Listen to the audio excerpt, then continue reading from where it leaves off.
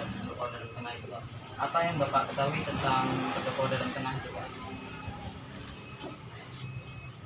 Pendopo dalam tengah itu adalah pusat pemerintahan sekaligus rumah kediaman Raden Bagus Kasim alias Ki Sepati Alus. Jadi di sana beliau sebagai rumah tinggal juga sebagai pusat pemerintahan waktu itu. Jadi di mana Raden Bagus Kasim ini menggantikan ayahandanya Raden Bagus Abdurrahman alias Ki Wirobroto sebagai Demang, digantikan oleh putranya Raden Bagus Kasim diangkat sebagai Demang dan pindah dari posisi waktu itu ada di Demung yang sekarang menjadi desa Demung. Dulu itu Demang di sana. Ya, makanya menjadi desa Demung sekarang. Itu jadi Demang.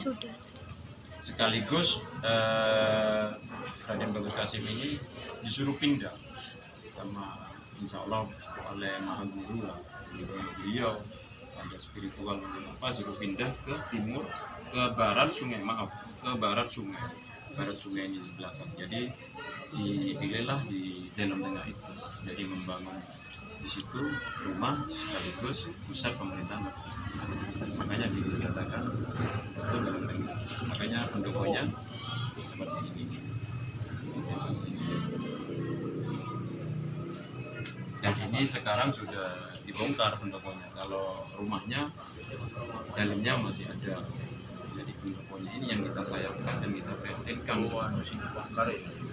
Ini yang pendopo yang waktu itu masih tatanan kerajaan. Artinya beliau karena diangkat tadi itu seperti yang tadi saya sampaikan, karena waktu itu masih tatanan kerajaan. Yang angkat beliau adalah Temenggung Jairelono, Temenggung Banger yang sekarang jadi Kabupaten Probolinggo.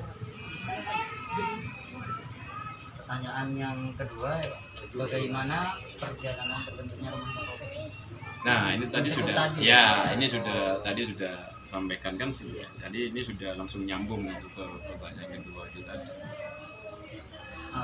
Yang nomor 3 Pak, apakah rumah tersebut pernah dijadikan sebagai tempat tinggal Belanda?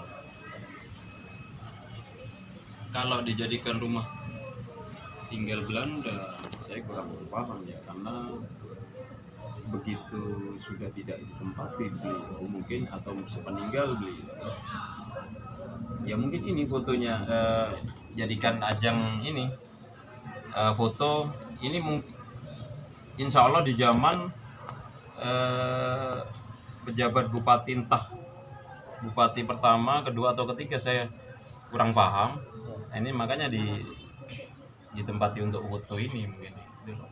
Artinya tidak otomatis ditempati setiap harinya, enggak, karena sudah bupati pertama, kedua, ketiga kan sudah ada di selatan alun-alun itu yang sekarang jadi tempati sementara Mabes. Oh. Jadi kalau lihat foto ini kayaknya ini jajaran para pejabat waktu itu, entah zamannya bupati pertama atau bupati kedua atau ketiga.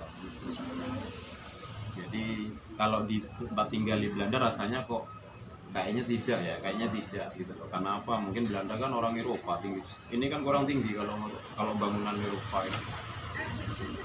Biasanya orang-orang Eropa, orang Belanda itu menempatinya rupanya tinggi-tinggi. Contoh kayak di kampung Arab itu kan tinggi-tinggi lah. Itu rumahnya kalau untuk ditempati Belanda kayaknya sih enggak, kayaknya ya.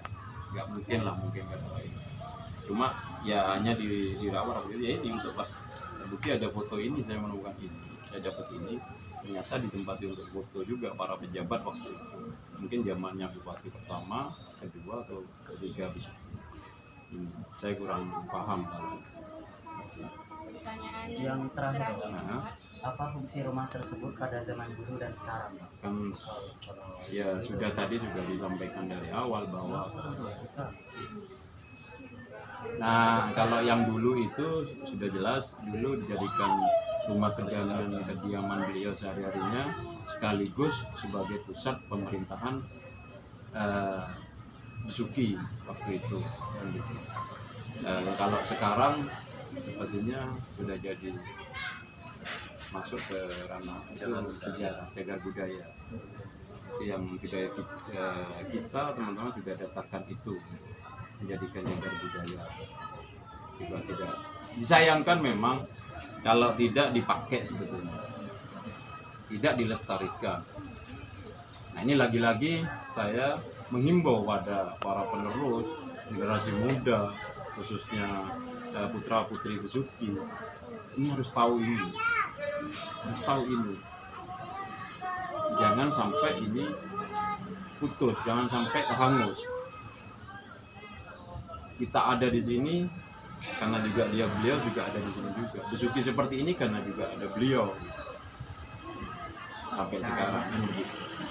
Ini yang harus kalian semuanya generasi penerus, pemuda pemudi Besuki itu harus paham dan harus diteruskan berkelanjutan ke anak cucu kita. Gitu. Pak, terima kasih Pak itu tadi pertanyaan. Mohon maaf Pak. Terima kasih Pak. Ya.